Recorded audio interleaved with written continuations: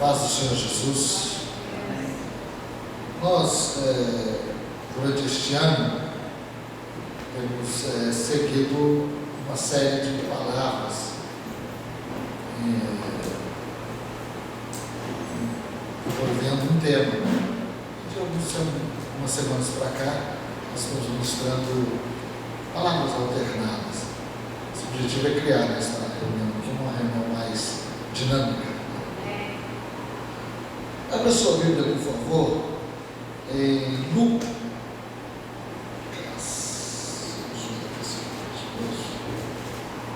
Isso mesmo, Lucas, no capítulo 13.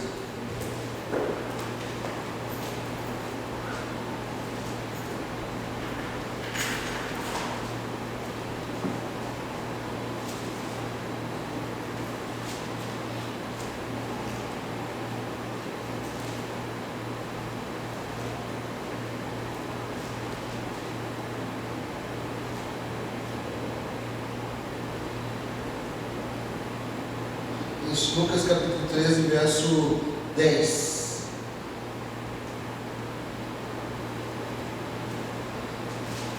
Eu tenho algumas Bíblias e quando eu troco na Bíblia, mas eu me confundo. Lucas capítulo 13, verso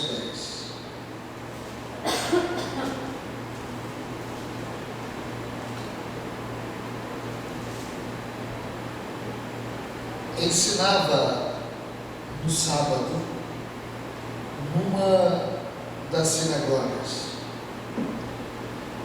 Estava ali uma mulher que tinha um espírito de enfermidade. Havia 18 anos. Ela andava encurvada e não podia de modo algum endireitar-se. Vendo-a, Jesus chamou-a a si e lhe disse: mulher, está livre da tua enfermidade. Então ele pôs as mãos sobre ela e logo ela se endireitou e glorificava a Deus. Tomando a palavra o chefe da sinagoga, indignado porque Jesus curava no sábado, disse à multidão: 6 dias há que é lícito trabalhar. Nestes 20 para serdes curados, e não no sábado. Respondeu-lhe, porém, o Senhor: hipócrita, no sábado não desprende da manjedoura cada um o seu boi ou jumento, e não leva a beber? E não convinha soltar da prisão no dia de sábado esta filha de Abraão, a qual há 18 anos Satanás tinha preso? Dizendo-lhe isto, todos os seus adversários ficaram envergonhados, e todo o povo se alegrava com todas as coisas gloriosas que Jesus fazia.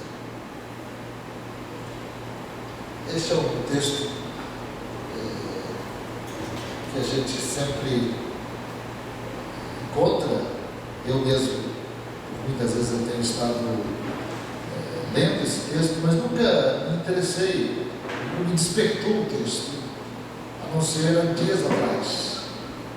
É a primeira vez que eu vou publicamente meditar neste texto, visto que ele é uma palavra que abriu meu entendimento sobre algo para mim. Feche os teus olhos. Vamos orar mais uma vez.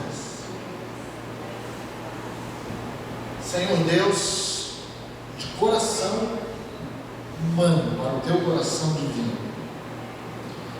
de pensamento humano para o teu pensamento divino, de vontade humana para a tua vontade divina, nós estamos agora nos relacionando contigo, ó Deus vivo, no nome de Jesus. Para que esta relação seja efetivada, aclareada, despertada, nós quebramos toda e qualquer influência satânica ou de misturada, ou o cão farta que queira interpretar diferente aquilo que tu tens nos falado, aquilo que tu tens nos revelado. E eu peço que nesta noite seja uma noite de fato de esclarecimento de coração e de mente, para que venhamos a nos aperceber, conhecendo a nossa insuficiência, mas mergulhando na tua misericórdia, na tua autoridade, na tua potencialidade, no teu favor, para que em nome de Jesus o Senhor venha mostrar-nos um caminho mais abrandado, Senhor, que nós possamos ser pessoas que sejam endireitadas nesta noite, pelo poder que há no nome de Jesus. Eu quero agora declarar a tua autoridade no nome de Jesus. Amém, Senhor. Amém.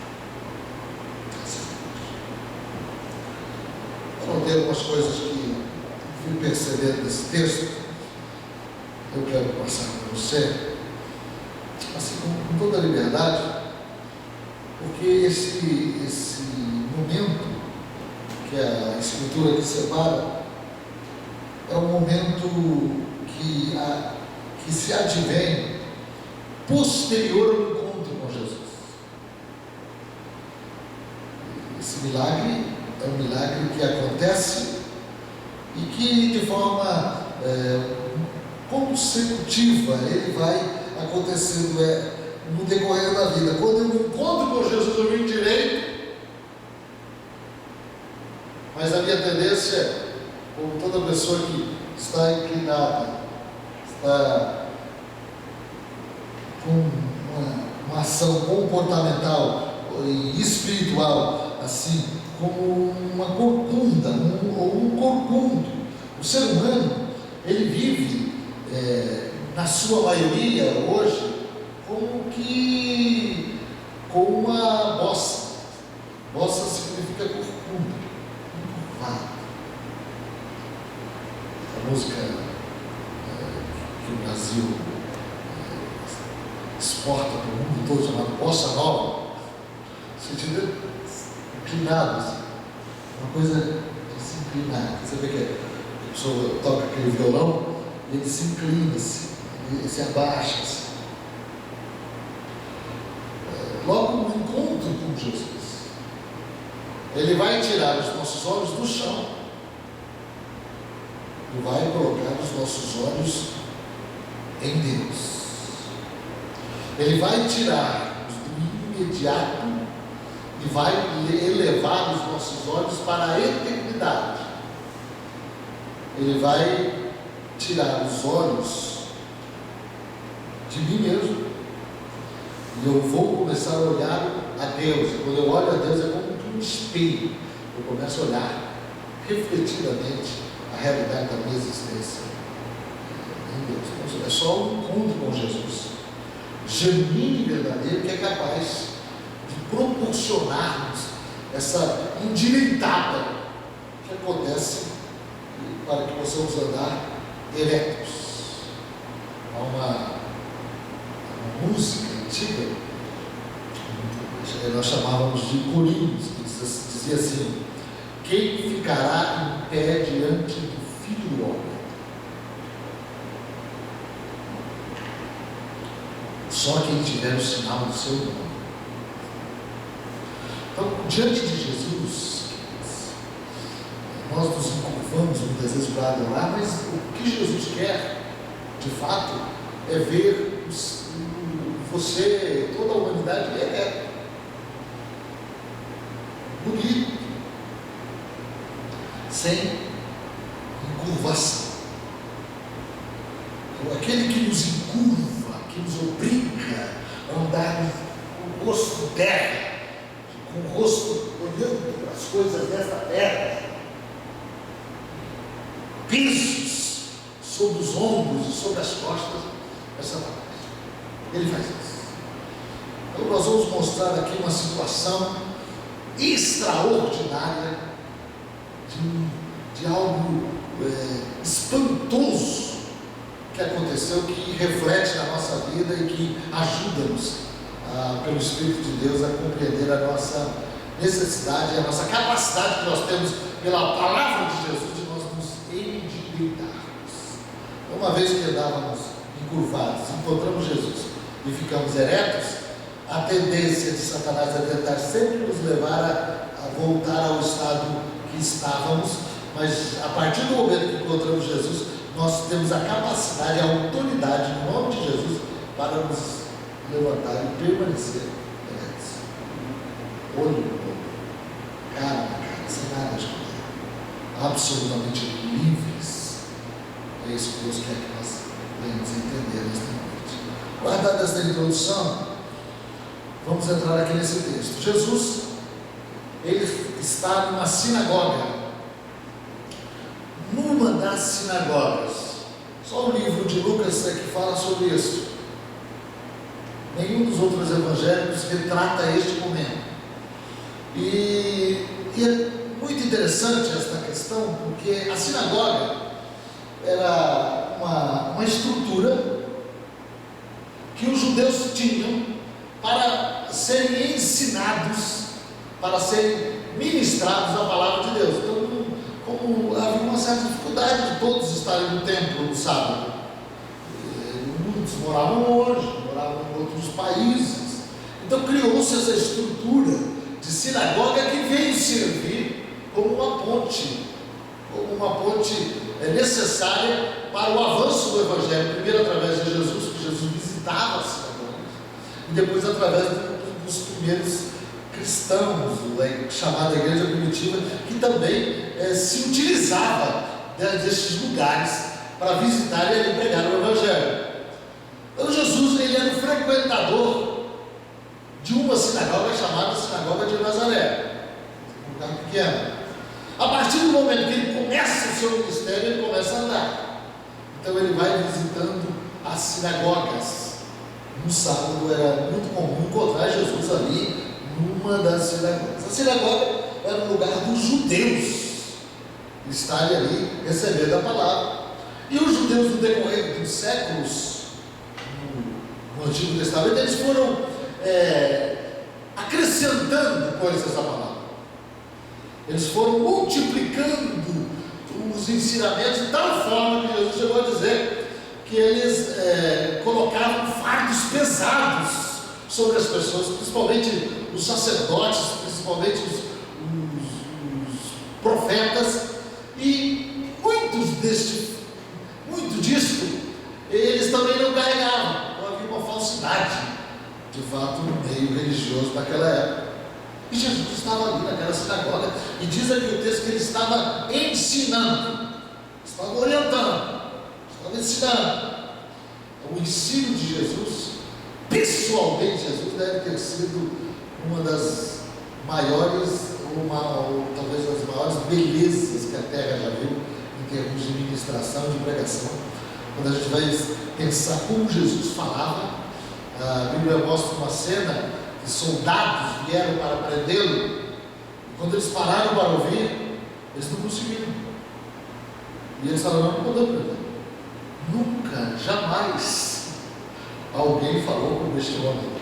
Algo extraordinário. Tanto que essa sinagoga, que era um lugar pequeno, aqui o texto diz que ela tinha multidões que vinham ali para ouvir o nosso mestre, nosso Senhor, nosso querido Jesus ali ministrando, ali transmitindo, ali revelando a palavra de Deus. Bom, algo que é interessante é que Jesus está ali, ele está falando, ele está ministrando, mas ali é um povo cheio de dificuldades, que não só ouviam o seu ensino, mas eles tinham recebido muitas informações que não combinavam mais com a palavra de Deus. E estes lugares de ensino também se tornou um dos lugares mais difíceis também de convivência, porque mesmo muitos que se convertiam, eles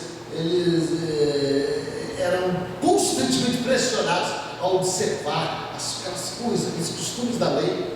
Mas a igreja aos poucos foi abandonando tudo aquilo. Aí Jesus estava ali, eu vou passar aqui um diagnóstico, um problema comum. Está Jesus falando, e de repente ele olha e vê uma mulher encurvada.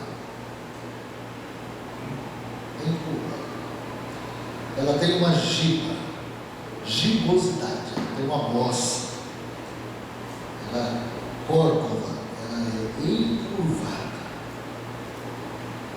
E Jesus, quando olha ela, Jesus vê a dificuldade que ela tinha de olhar. Ela era tão encurvada que ela olhava para o chão. Ela tinha essa dificuldade, e essa dificuldade era tão grande que ela não conseguia olhar para cima. Quando ela se levantava de manhã, ela passava o dia inteiro olhando para baixo. Ela não conseguia olhar para cima, ela não levantava os olhos. Numa outra tradução diz assim: andava encurvada e não podia absolutamente levantar a cabeça. E quando eu vi isso, eu fiquei pensando: quanta gente anda assim hoje, encurvado. Há um problema aqui. E há um problema aqui, segundo o texto, quando a gente vai ler, nós com cuidado, um problema provocado. Diz-nos o texto que Jesus diz à frente ali: Satanás trazia presa. Isto é, ela era possessa de um espírito de enfermidade. Esse espírito, ele tratava ali de tal forma que ela se encurvava. Ela não tinha problema, a perturbação não chegava até a sua mente. A sua mente podia se perturbar com um problema, mas a perturbação não estava no seu braço. Você vê que Satanás, numa ação espiritual, ele pode também criar uma dificuldade, né, num ponto exato. Nem toda enfermidade é exatamente um espírito maligno, mas nós sabemos que todas as enfermidades vieram após a queda. Mas há situações que não são raras, de problemas que acontecem e que aquilo não há uma diagnosticação. Normalmente são espíritos de enfermidade. Eu falo assim, cientificamente falando. Quando vai no médico, o médico não sabe, faz exame, faz tal, é aquele, não sabe por que aquela situação é assim. Então nós podemos classificar isso como um problema provocado. Esta mulher ali, quando que Jesus olhava, era uma mulher que tinha um problema físico, além de biológico, orgânico, mas ela guardava ali um problema existencial. Nós podemos chamar de um problema espiritual. Eu uso essa palavra aqui, esse paralelo espiritual. Se tratava de uma enfermidade existencial. Se via aquela enfermidade física. Isto é, a Bíblia está dizendo que há uma força negativa que prendia essa mulher e a fazia ficar encurvada. Eu li no ano de 83, eu sei isso porque eu anoto dos livros que leio, a data. Eu li um livro chamado Satanás está vivo e ativo no planeta Terra, de Hal Lindsey.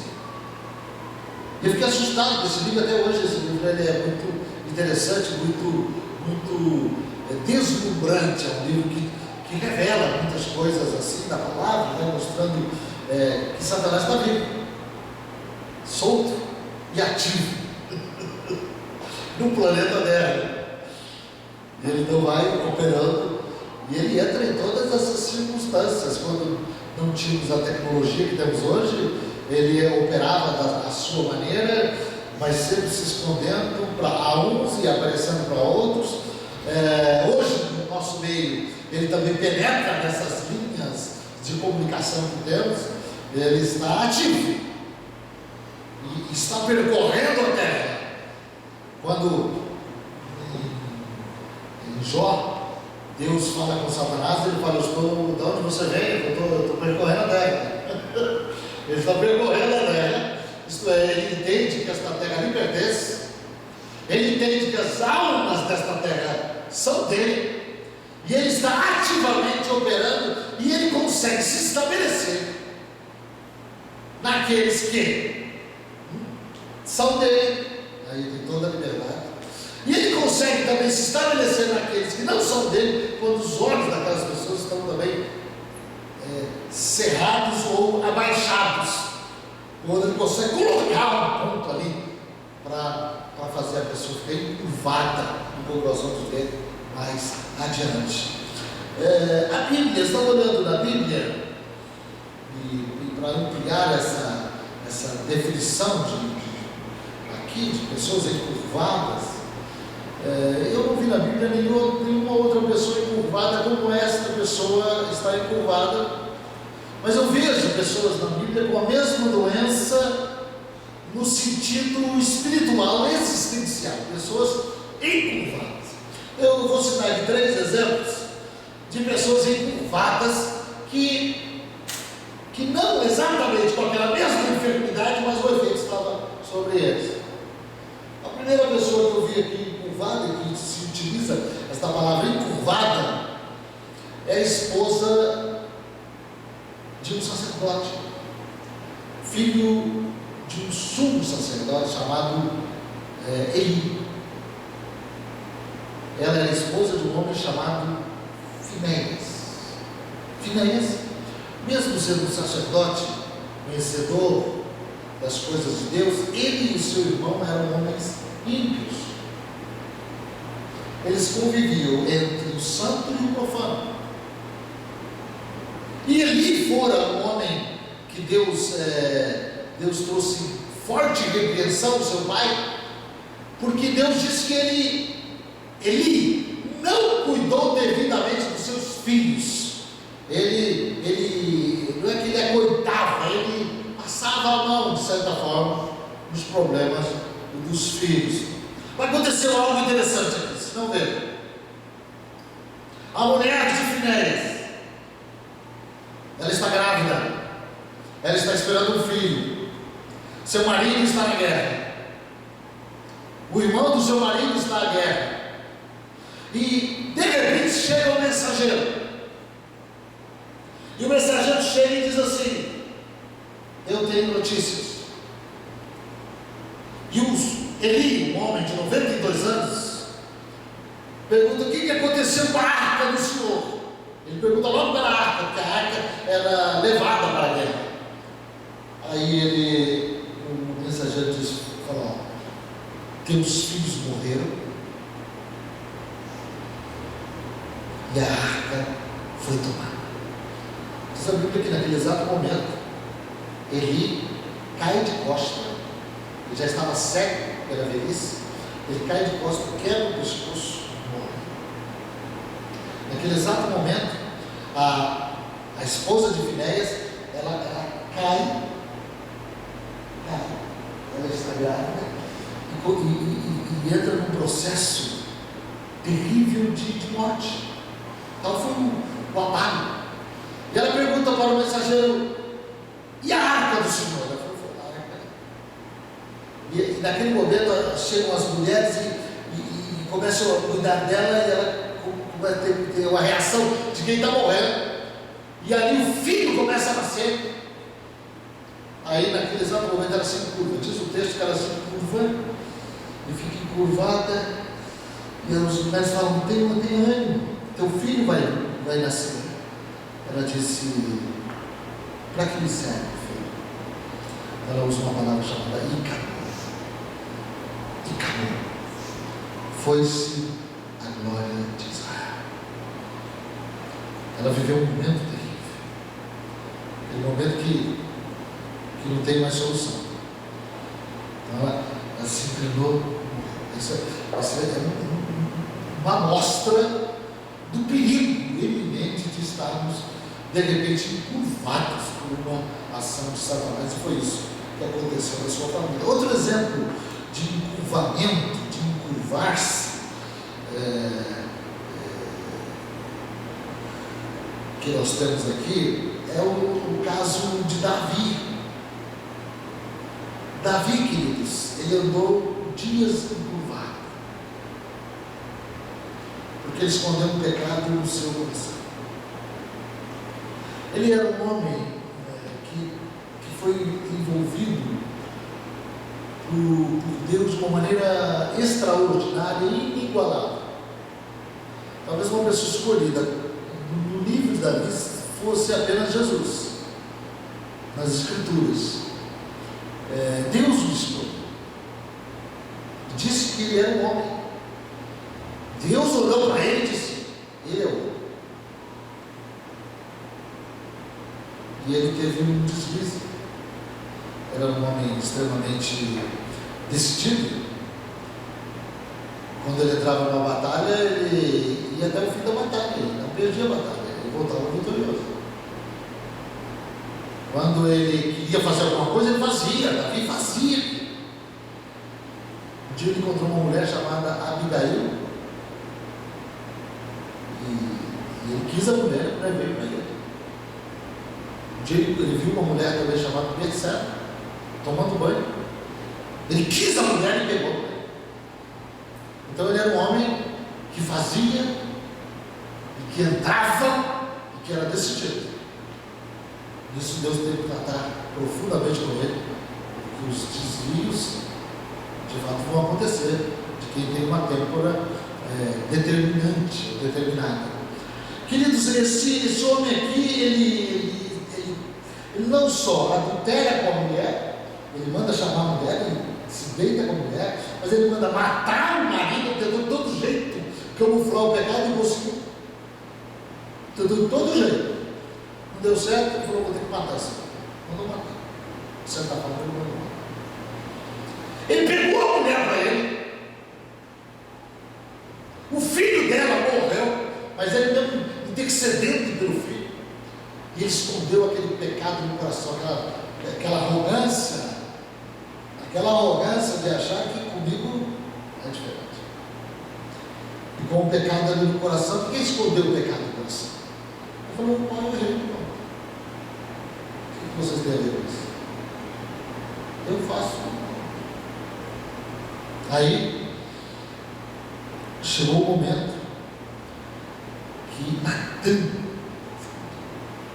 Mas a ideia que eu quero trazer para você aqui é a ideia de como estava Davi de fato. No Salmo 38, verso 6 diz assim: sinto-me encurvado, sobremodo abatido, ando de luto o dia todo. Olha que coisa forte. Ele passou muitos meses encurvado, abatido, de luto, dioturnamente. Então ele também parece com aquela mulher que Jesus está olhando. Encurvado. Outro exemplo de uma pessoa encurvada, um sintoma da questão espiritual, os filhos de Samuel, outro grande profeta.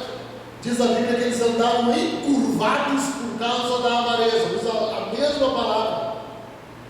Diz a Bíblia: tendo Samuel envelhecido, porém seus filhos não andavam pelos caminhos dele, antes se inclinavam, se encurvavam à avareza e aceitavam os subornos e perverteram o juízo. Esse é um dos motivos que o ser humano pode se encurvar, como os filhos de Eli se encurvavam para o adultério, se encurvavam para muitas coisas ruins. Os filhos de Samuel se encurvavam para a avareza. Quando a gente fala avareza, dá a ideia de pão duro. Se você chamar uma pessoa assim: você é avarento, a pessoa vai falar assim: poxa, estou chamando de pão duro? Mas avarento não é só a pessoa que é regulada financeiramente. Não é. Avarento significa uma pessoa que ama o dinheiro. É amor pelo dinheiro. Exagerado. Que vai além. A ponto de querer ter esse dinheiro só para benefício seu. Então, é uma pessoa, segundo a Bíblia, avarenta. E a avareza, diz a palavra de Deus, encurva as pessoas. E esses filhos de Samuel, eles andavam encurvados por causa da avareza. Isto é, preocupação excessiva com os bens materiais. Isso é uma oportunidade, uma brecha para Satanás ficar no cangote da pessoa. Agora voltemos à mulher. Jesus está olhando para a mulher encurvada. E quando ele olha assim, a frase que me veio ao coração, ao pensamento, naquele exato momento, quando eu estava lendo esse texto, é: nunca é tarde para ser feliz e começar uma caminhada novamente. Ela estava ali curvada, a Bíblia fala o tempo, 18 anos Jesus falou. Ela estava ali, Satanás a trazia presa naquele ponto só, sim, há 18 anos. 18 anos. Ela está ali com a cabeça quase no chão. E Jesus está sabendo a data daquela situação. Você vê como Jesus está por dentro daquela situação, daquele sofrimento, daquela tristeza, daquela angústia, daquela prisão. E é uma verdade intrínseca aqui. E a verdade é que somente perto de Jesus nós podemos começar uma caminhada encurvada, uma caminhada ereta. Então há dois detalhes aqui interessantes. Primeiro, está nos ensinando uma grande verdade. Jesus está ensinando no sábado numa das sinagogas. Ele está num lugar, de repente estaria em outro lugar. Na cidade havia muitas sinagogas, mas Jesus está ali. E aonde Jesus está, efetivamente acontece milagres. Fala comigo, Jesus está aqui nesta noite. Aqui um outro detalhe que eu achei interessante aqui é que a mulher, ela procurou alternativas, porque diz que ela lutou muito para se livrar dessa enfermidade. Ela buscou outros meios, porque diz o texto aqui: sem modo algum poder endireitar. Ela tentou se endireitar. Isso é uma coisa interessante. Deus está debaixo de um preço ou de uma enfermidade, e eu buscar a minha maneira, o meu jeito, a minha forma. O que eu vou fazer para deixar de estar encurvado desse jeito? Então eu como ser humano, eu vou buscar, né, esse ex-bilionário aí, que Batista disse que ele está procurando os feiticeiros, ele está procurando os mágicos, ele está procurando na terra as pessoas, ou qualquer pessoa que possa de fato tirá-lo dessa situação tão difícil que ele está vivendo. Então é normal, o ser humano, ele não viu ainda Jesus, então ele está procurando esse meio, aquele outro meio, aquele outro meio, aquele outro meio. Então o texto aqui nos apresenta isso tremendamente desta mulher, que ela procurou alternativas. Então Jesus aqui nos revela, quando ele olha para aquela mulher, que ele quer urgentemente acalmar a vida daquela mulher. E quando ele chama aquela mulher e fala: mulher, fica livre do teu mal, ele propõe isso, as dificuldades acontecem. As pessoas não entendem a presença de Jesus, não entendem os caminhos que ele usa, e até a legalidade muitas vezes quer tentar impedir a operação de Jesus. Legalidade, visto colocado entre aspas. O chefe daquele lugar, o que comandava aquela sinagoga, ele ficou iradíssimo, nervosíssimo. Ele falou: não é hora, sábado, como é que eles tinham passado e ampliado o entendimento sobre o sábado? Ele disse: sábado não é lugar para curar ninguém. Ninguém vai ser curado no sábado. Curar é trabalhar. Ele comparou curar com trabalhar. Ele falou: curar é trabalhar. Então, vocês veem outro dia para serem curados. Mas a reunião era no sábado. Na sinagoga se reunia no sábado. No outro dia não tinha ninguém. Mas ele estava dizendo: não, pegou nisso aqui, pegou no ponto, ele pegou naquele ponto, não vai dar certo. Isso é uma desculpa. Desculpa é um problema sério. Queridos, aqui Jesus então fala algo tremendo. Quando eu li aqui o texto para vocês, eu fiquei pensando assim, que palavra dura de Jesus aqui, na cara da pessoa. Ele era o chefe da sinagoga. Jesus ali estava ensinando, mas não era Jesus, humanamente falando, que coordenava aqueles trabalhos. Então Jesus chamou ele e toda a turminha dele de um bom nome. De repente a pessoa muito simples, né? Me chamaram de hipócrita, coisa linda, né?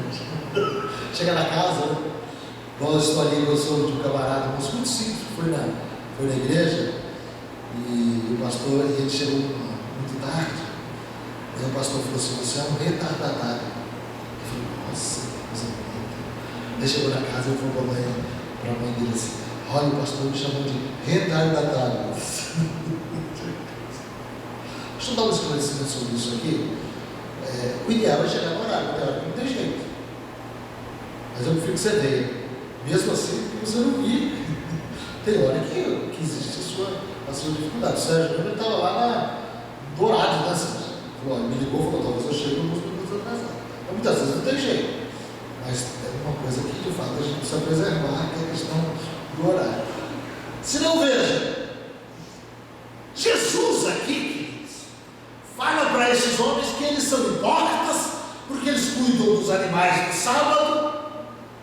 E como ele não teria misericórdia daquela mulher, aquela filha de Abraão, irmã de vocês, ele está dizendo, no dia de sábado, a quem Satanás havia prendido durante 18 anos. Eu estive pensando sobre isso, a ideia que me veio do meu coração. Eu não duvido que essa ideia seja uma ideia genuína, espiritual, é que Jesus ele espera que nós venhamos a buscá-lo, a ir ao encontro dele, porque ele vai estar presente.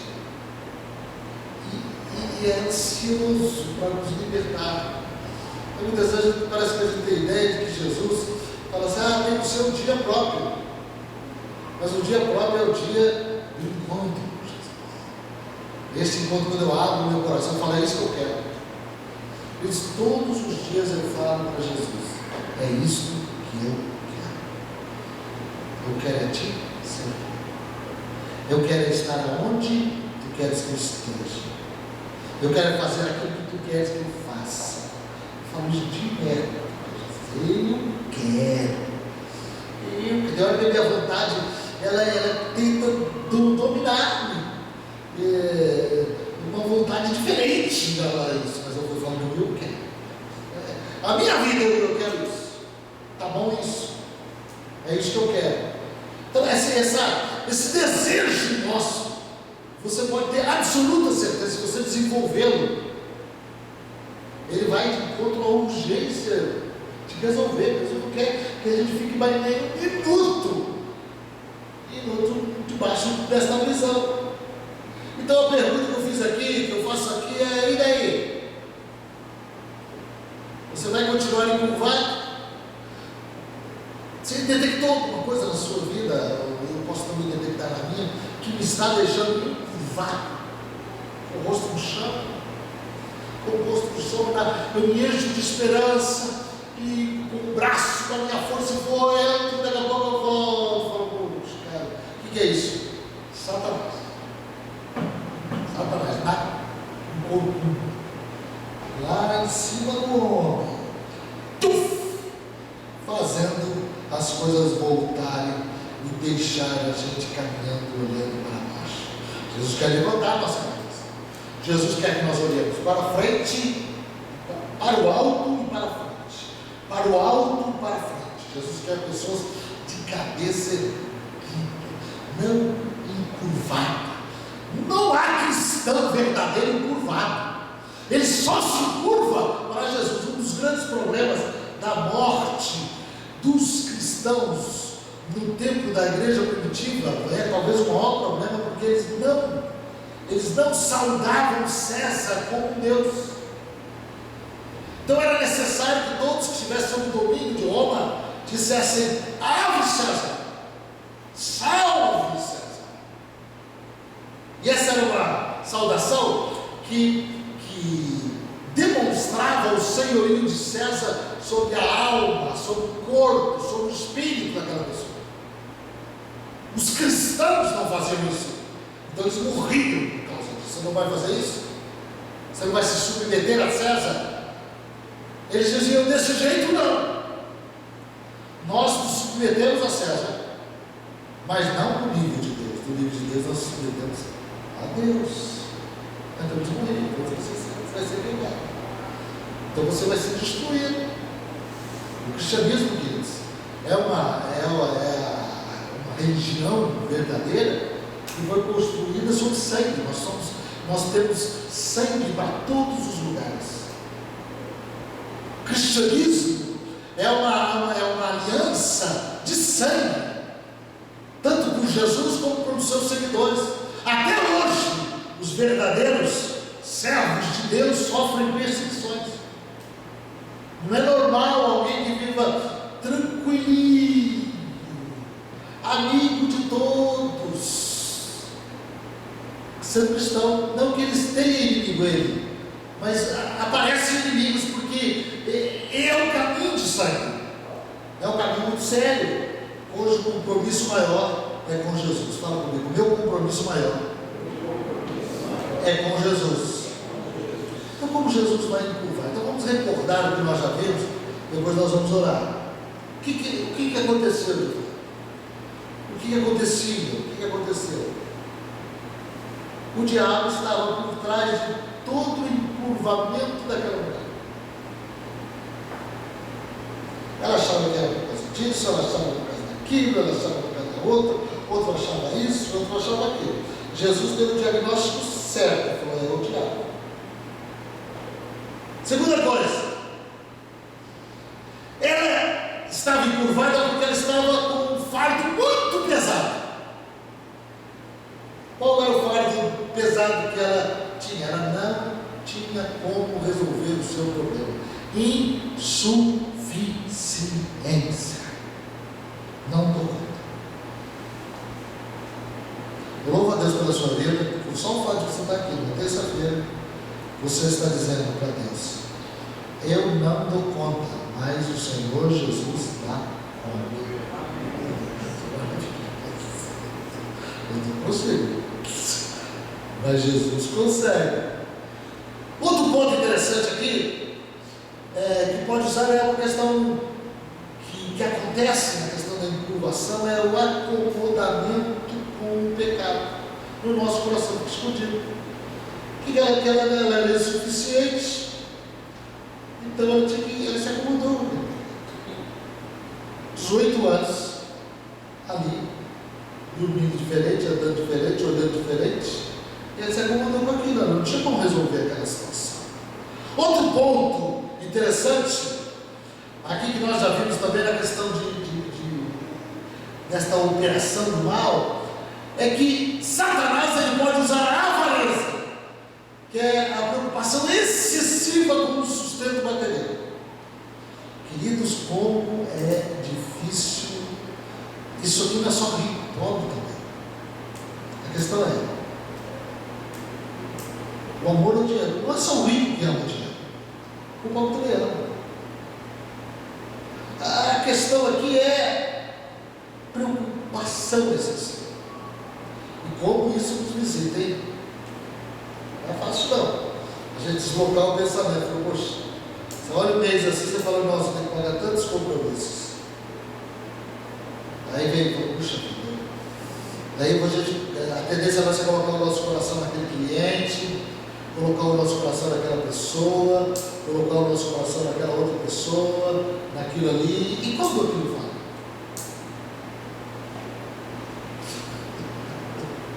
É difícil demais, mas é uma inclinação. E quando eu estou colocando os olhos, é a minha esperança, senão em Deus eu estou encurvado, olhando para o chão. Eu não posso estar olhando para o chão, eu tenho que estar olhando para cima. O meu socorro vem do Senhor. Fala comigo: o meu socorro vem do Senhor. Outro ponto interessante aqui, que eu vejo nesse texto, quando Jesus chama essa mulher, ele liberta essa mulher, ele diz assim, ele está dizendo, nunca é tarde para recomeçar. Isso é impressionante.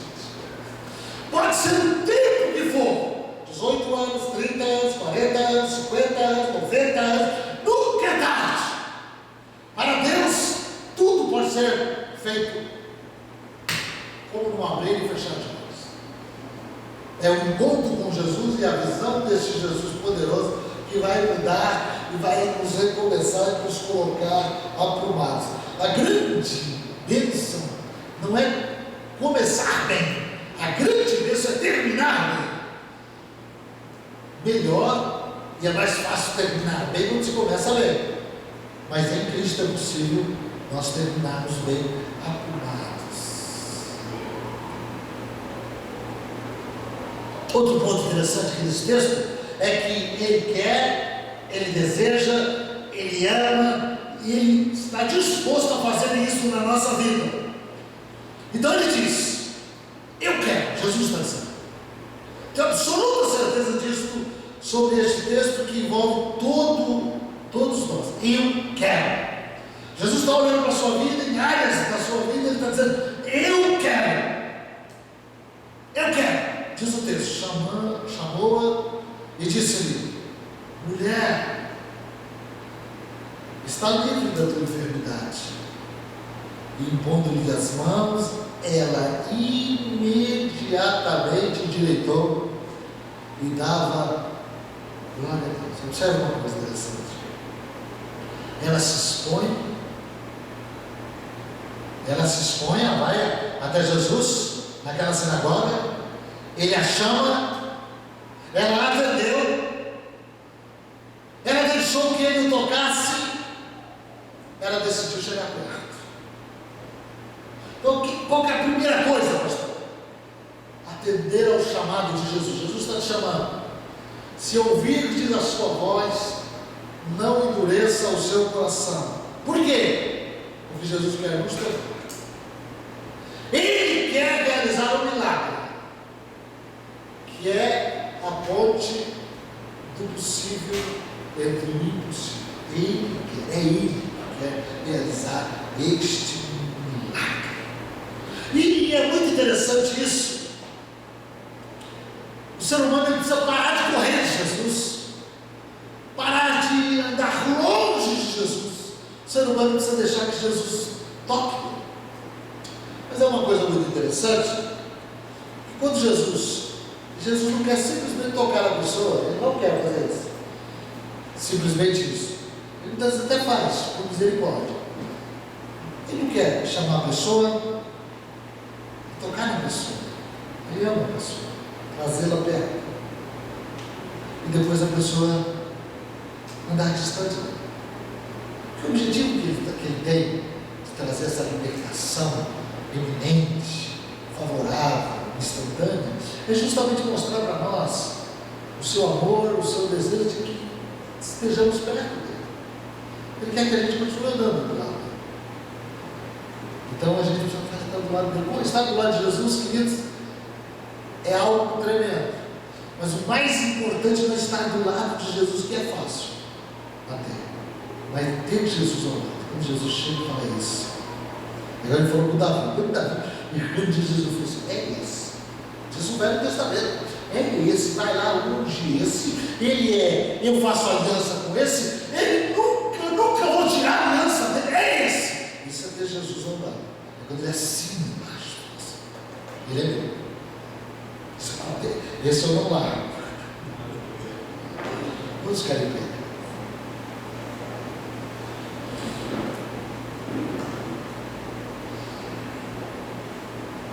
Todos os que estão cansados, sobrecarregados e oprimidos,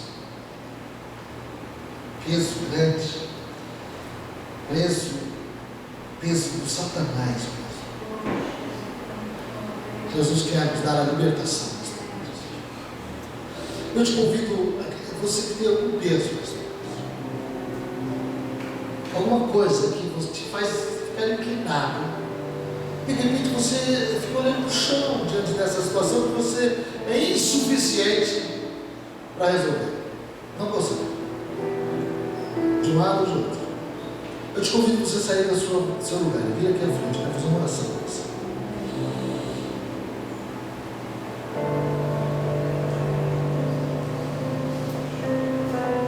Esta pode ser alguém pode ter uma coisa, outro. Essa mulher tinha uma enfermidade. Uma pessoa pode ter outra